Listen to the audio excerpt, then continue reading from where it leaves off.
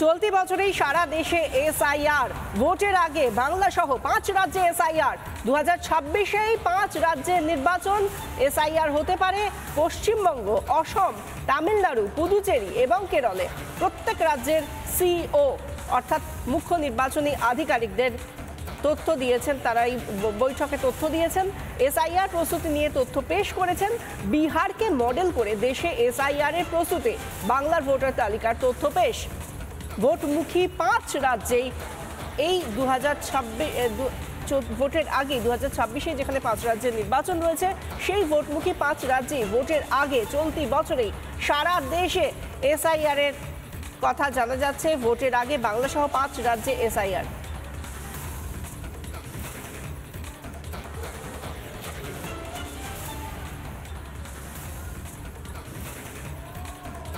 আমাদের সঙ্গে রয়েছেন আমাদের দুই প্রতিনিধি পিঙ্কি এবং রয়েছেন আমাদের সঙ্গে অপর প্রতিনিধি অনুপম।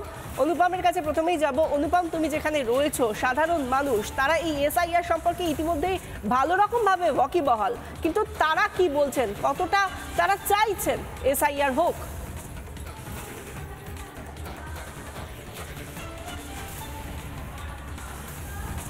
একদমই তাই। দেখো, তোমায় যেটা জানাবো যে নির্বাচন কমিশন তারা কিন্তু প্রস্তুত ছিল, কিন্তু সমস্ত রাজ্যের সিওদের একটা সবুজ সংকেতের প্রয়োজন রয়েছে এবং সে কারণেই তারা একটি দিল্লিতে বৈঠক ডাকেন। আর বিহারকে মডেল করা হয় এই কারণেই, কারণ বিহারে ইতিমধ্যেই এসআইআর এর কাজ সম্পূর্ণ শেষ হয়েছে। ফলে বিহারের এই প্রেজেন্টেশনটা অত্যন্ত ইম্পর্টেন্ট ছিল অন্যান্য রাজ্যের ক্ষেত্রে। যদিও পশ্চিমবঙ্গের সিও তিনি আলাদা করে প্রেজেন্টেশন নিয়ে গিয়েছেন, সেখানে যে পশ্চিমবঙ্গ কতটা প্রস্তুত রয়েছে। ফলে এই এসআইআর যদি পশ্চিমবঙ্গে লাগু হয়, তার নির্দিষ্ট তারিখ যেদিনকে কমিশন বলবে, তার পরের দিন থেকেই নির্বাচন কমিশনের যে মুখ্য নির্বাচন আধিকারিকের দপ্তর রয়েছে তারা কাজ শুরু করে দিতে পারবে। কারণ একটাই, কারণ প্রস্তুতি অনেক আগে থেকে কিন্তু মুখ্য নির্বাচন আধিকারিকের দপ্তর নিয়ে ফেলেছে। ফলে একদিকে যখন এসআইআর হবে শুধুমাত্র পশ্চিমবঙ্গ নয়, পশ্চিমবঙ্গ ছাড়াও অন্যান্য রাজ্যগুলিতে, সেই ক্ষেত্রেও কিন্তু সাধারণ মানুষের কিন্তু একটা আলাদা উৎসাহ ছিল যে পশ্চিমবঙ্গে যদি এসআইআর হয় কি হবে। যেভাবে রাজনৈতিক দলগুলো বোঝানোর চেষ্টা করছিল, সেভাবেও কিন্তু তাদের বক্তব্য যারা রয়েছেন, আমি নিশ্চিতভাবে একটুখানি যদি সাধারণ মানুষের প্রতিক্রিয়া নেওয়া যায়, আমি একটু কথা বলবো। দাদা, একটুখানি জানবো যে আমাদের তো একটা কৌতূহল রয়েছে এসআইআর কবে হবে, যেটা জানা যাচ্ছে যে এবছরেই এসআইআর পশ্চিমবঙ্গে হতে পারে। কিভাবে দেখছেন এটা? এসআইআর হলে তো ভালো, যেটা জেনুইন সেটাই আসবে। যাদের এখানকার নাগরিক তারা নাগরিকত্ব পাক, যারা বাইরের লোক তারা এদেশ থেকে চলে যাবে, এটাই তো আমরা চাইছি। কিন্তু অনেকেই চাই এই এসআইআর বিরোধিতা করছে। বিরোধিতা কী কারণ, তাদের ব্যক্তিগত মতামত দেখুন। যে আমি বাইরের থেকে লোক নিয়ে সেখানে ভোট করবো, সেটা আমি পক্ষপাতী না। আমরা ইন্ডিয়ান, আমরা ভারতীয়রা ভারতবর্ষেই থাকবো, সেইটা আমরা চাই। আপনার নাম? আমার নাম হাফিজুল ইসলাম। আপনি চাইছেন এসআইআর? হ্যাঁ, মানে যারা বৈধ তারা থাকবে। যারা বৈধ তারা থাকবে। আমরা জন্ম, আমরা বাবা ঠাকুরদা সব এখানে জন্ম, আমরা এখানে আছি।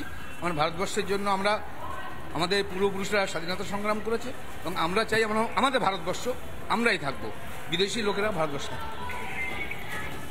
একদমই তাই। স্থানীয় এক ব্যক্তি তিনি বলছেন এই ভারত আমাদের ভারত আমাদের থাকুক, যারা ভারতের নাগরিক তারাই ভারতে থাকুক, বাকি কেউ যাতে না থাকে তার জন্য পশ্চিমবঙ্গে এসআইআর প্রয়োজন, এই মত দিচ্ছেন। হঠাৎ হবে সেই কথাই বলছেন সাধারণ লোকজন। এসআইআর এর প্রয়োজনীয়তা নিয়েও তারা স্বাগত জানাচ্ছেন এই বিষয়টাকে। আমাদের সঙ্গে পিঙ্কিও রয়েছেন, আমাদের অপর প্রতিনিধি। অনুপম এবং পিঙ্কি, তোমরা দুজনেই আমাদের সঙ্গে এই মুহূর্তে থাকো, আমরা আসছি আবার তোমাদের কাছে। কিন্তু এই মুহূর্তে দাঁড়িয়ে বিরোধী দলনেতা শুভেন্দু অধিকারী এবং কেন্দ্রীয় মন্ত্রী সুকান্ত মজুমদার তারা এই নিয়ে কি বলছেন শোনাবো।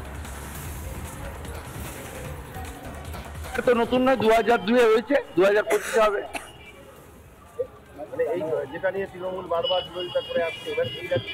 তৃণমূল বিরোধিতাও করে, আবার বিএলএ 2 লিস্টও জমা দেয়। এসআইআরটা আমার বিষয় নয়, আমাদের পার্টির বিষয় নয়। এসআইআর নির্বাচন কমিশনের বিষয়। নির্বাচন কমিশন কবে এসআইআর করবেন তাদের উপরে, তারা পুজোর আগে করবে, পুজোর পরে করবেন, তাদের বিষয়। এই বিষয়ে বিজেপির কিছু বলার নেই। আমরা শোনালাম আপনাদেরকে সুকান্ত মজুমদার এবং শুভেন্দু অধিকারী তারা কি বলছেন। অন্যদিকে পিঙ্কি আমাদের সঙ্গে রয়েছেন। পিঙ্কি, আমরা যখন অনুপমের সঙ্গে কথা বলছিলাম কি হতে চলেছে, কিভাবে হতে চলেছে, পদ্ধতিগত দিকটা যেরকম রয়েছে সেরকমভাবেই সাধারণ মানুষের প্রতিক্রিয়াও পাচ্ছিলাম, যেখানে এসআইআরকে স্বাগত জানাচ্ছেন মানুষ। তুমি যেখানে রয়েছো সেখানকার মানুষ কি বলছেন এবং এই সংক্রান্ত আর কি তথ্য রয়েছে তোমার কাছে?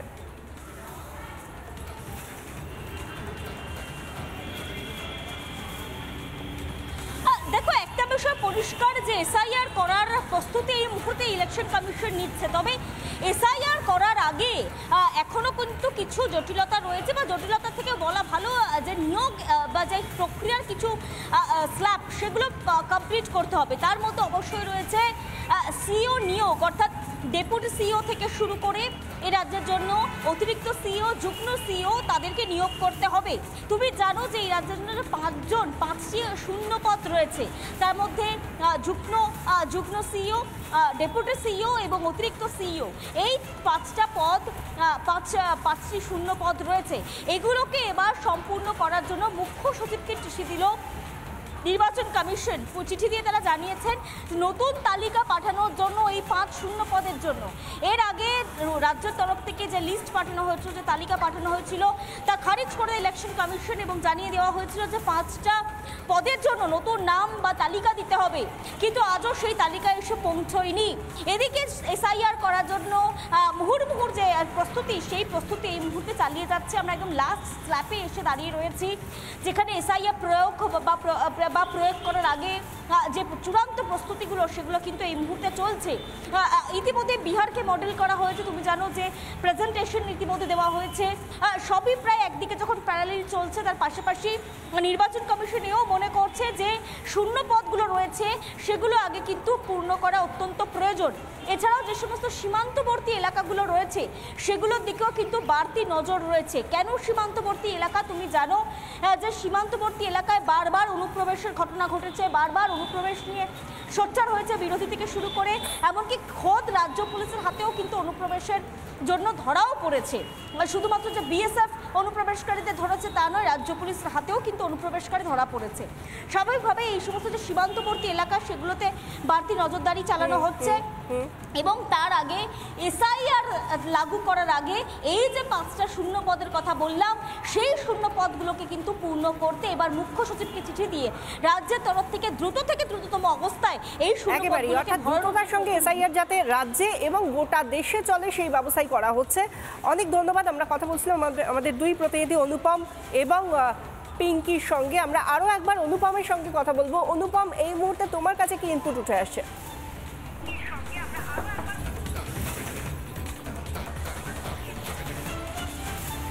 যেমনটা বলছিলাম যে যেহেতু পশ্চিমবঙ্গে এসআইআর নিয়ে এ রাজ্যের শাসক দল এবং রাজ্য সরকারের একটা তীব্র আপত্তি রয়েছে। অন্তত মুখ্যমন্ত্রী গতকাল উত্তরবঙ্গে যাওয়ার আগে ফের বলেছেন যে তারা এসআইআর চাইছেন না। সেক্ষেত্রে পশ্চিমবঙ্গে এসআইআর করতে বেশ কিছুটা সমস্যা হতে পারে বলে আশঙ্কা করছেন অনেকেই, অন্তত কমিশনের কয়েকজন আধিকারিকরা। কিন্তু তোমায় যেটা জানাবো সেটা হচ্ছে যে বিহারে যেটা মডেল বলা হচ্ছে বা বিহারের যে প্রেজেন্টেশনকে সামনে রাখা হচ্ছে, এক্ষেত্রে দাঁড়িয়ে বিহার গভর্নমেন্টের একটা সহযোগিতা ছিল। পশ্চিমবঙ্গের ক্ষেত্রে যদি রাজ্য সরকার সত্যি সহযোগিতা না করে, তাহলে এসআইআর করতে যারা কাজ করবেন, সে বিএলও হোক, বিএলএ হোক, এইআরও হোক, ইআরও হোক, তাদের বেশ কিছুটা সমস্যা হতে পারে। কিন্তু রাজ্য সরকার যদি সহমত হয় বা রাজ্য সরকার যদি সদর্থক ভূমিকা দেখায়, তাহলে জাতীয় নির্বাচন কমিশনের তরফে যে বড় পদক্ষেপ নেওয়া হচ্ছে সেই কাজটা অনেকটাই সোজা হবে। তবে এখনও অনেকটা সময় রয়েছে। জাতীয় নির্বাচন কমিশন তারা জানাবেন যে কবে থেকে পশ্চিমবঙ্গ, তামিলনাড়ু, আসাম, কেরল এই সমস্ত রাজ্যে এসআইআর হবে, তার একটা দিনক্ষণ ঠিক হবে।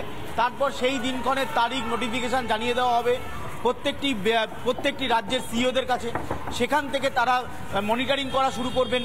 জেলা শাসকদের গুরুত্বপূর্ণ ভূমিকা থাকবে, পুলিশ সুপারদের গুরুত্বপূর্ণ ভূমিকা থাকবে, ল অ্যান্ড অর্ডারের গুরুত্বপূর্ণ ভূমিকা থাকবে। এই সব কিছু মেনটেন করে নির্বাচন কমিশনকে এ রাজ্যে এসআইআর করতে হবে। ফলে এ রাজ্যে এসআইআর করতে গেলে সমস্যা বাড়তে পারে। এই আশঙ্কাকে সামনে রেখেই যাবতীয় তৈরি কিন্তু হয়ে রয়েছে নির্বাচন কমিশন, এবং তারা একটি প্রেজেন্টেশন ইতিমধ্যেই দিল্লি নির্বাচন কমিশনের দরবারে দিয়েছেন। সেই প্রেজেন্টেশন থেকে আরও স্পষ্ট হয়ে যাবে যে পশ্চিমবঙ্গে যে এসআইআর হওয়ার কথা বলা হচ্ছে, সেই এসআইআর কবে হচ্ছে। আমাদের সঙ্গে থাকো অনুপম। আমরা একবার শোনাবো মুখ্যমন্ত্রী মধ্যপ্রদেশ মোহন যাদব, তিনি ঠিক কি বলছেন এই নিয়ে।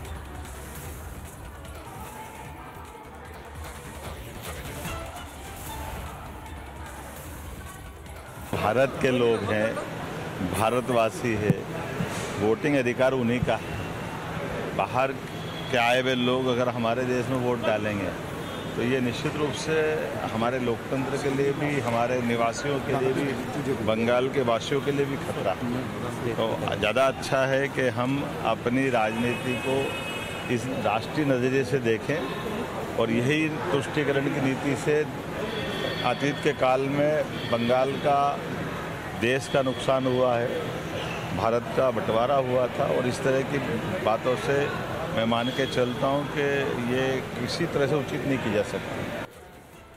আমরা আরো একবার কথা বলবো, আমাদের সঙ্গে রয়েছেন অনুপম। অনুপম, এতদিন ধরে যে বিষয়টা ঝুলেছিল এবার চাপে পড়ে শূন্য পদে নিয়োগের কথা বলতে বাধ্য হচ্ছে রাজ্য।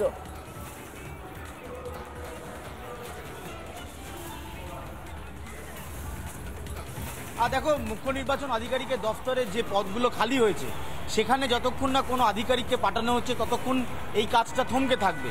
এটা নিশ্চিতভাবে বলা যায় যে কজন আধিকারিকের কথা আমরা বলছি বা যাদের তালিকা আমাদের কাছে এসছে যে এই পদে নিয়োগ করতে হবে, এইটা নির্বাচন কমিশনকে রুটিন অনুযায়ী যদি শূন্য পদ হয়ে যায় সেটা তাদের রাজ্যের মুখ্য সচিবকে জানাতে হয় এবং তারপর সেখান থেকে একটি নাম আসে, যেহেতু আইএস র্যাঙ্কের অফিসাররা থাকবেন, ফলে এই তালিকা রাজ্য নির্বাচন কমিশনকে পাঠাবে, কমিশন সেই হিসাবে নিয়োগ করবেন। কিন্তু তার থেকেও যেটা ইম্পর্টেন্ট সেটা হচ্ছে বিএলএ, যেটা আমরা বলছিলাম বিএলও এবং বিএলএ যারা রয়েছেন তাদের নিয়োগের ক্ষেত্রে একটা বড় সমস্যা হচ্ছে। বিজেপির তরফে বারবার অভিযোগ করা হচ্ছে যে অস্থায়ী কর্মী যেখানে স্থায়ী কর্মী রয়েছে তাদেরকে স্থায়ী কর্মচারী হিসাবে নিয়োগ করা যায়। অনুপম, যে বিষয় নিয়ে কথা বলছিলাম আমরা তা নিয়ে আরো বিস্তারিত জানাবো এবং প্রতিক্রিয়া নেবো। এই মুহূর্তে শিলিগুড়ির বিজেপি বিধায়ক শঙ্কর ঘোষ আমাদের সঙ্গে টেলিফোনে রয়েছেন। শঙ্করবাবু, রাজ্যের মুখ্য নির্বাচনী দফতরে 3 শূন্য পদ রয়েছে, আগে থেকেই আমরা সেটা জানি। এই পদ্ধতি আগেও ত্বরান্বিত করা যেত, কিন্তু এবার চাপে পড়ে তাহলে রাজ্যকে শেষমেশ এই শূন্য পদ যাতে ভরাট করা যায় সেই পথে যেতেই হচ্ছে, কিন্তু এতদিন তারা কেন করলো না? বিলম্বিত বোধোদয় অথবা বলতে পারেন যে উচ্চ গ্রামে এরা এসআইআর এর বিরোধিতা করেছিলেন তাতে মনে হচ্ছিল যে তৃণমূল কংগ্রেস পরিচালিত একটি রাষ্ট্রের নাম পশ্চিমবঙ্গ। আসলে ভারতবর্ষের যুক্তরাষ্ট্রীয় কাঠামোতে সংবিধানের উপরে কোনো রাজনৈতিক। ধন্যবাদ শঙ্করবাবু। আমরা কথা বলছিলাম, আমাদের সঙ্গে ছিলেন শিলিগুড়ির বিজেপি বিধায়ক শঙ্কর ঘোষ এবং তিনি বলছেন বিলম্বে বোধোদয় সবসময় এই রাজ্যে হয়ে থাকে এবং সেটা আমরা বিভিন্ন সময় দেখেছি। এবারেও যখন এসআইআর একেবারে ভোটমুখী পশ্চিমবঙ্গে হতে চলেছে সারা দেশে, সেই সময় থেকে আমরা দেখছি যে এবার শূন্য পদে কিভাবে নিয়োগ করা যায় তা নিয়ে শূন্য পদে নিয়োগের তালিকা পাঠালো রাজ্য, যেখানে রাজ্যের মুখ্য নির্বাচনী দফতরে 3 শূন্য পদ রয়েছেই। অনুপমের কাছে আরো একবার যাব। অনুপম, যে বিষয়টা সম্পর্কে তুমি জানাচ্ছিলে যে রাজ্যের মুখ্য নির্বাচনী দফতরে 3 শূন্য পদ ছিলই, সেক্ষেত্রে এতদিন পরে শেষ পর্যন্ত চাপে পড়ে সেই শূন্য পদ যাতে ভরাট করা যায় সেই প্রক্রিয়া শুরু করলো রাজ্য।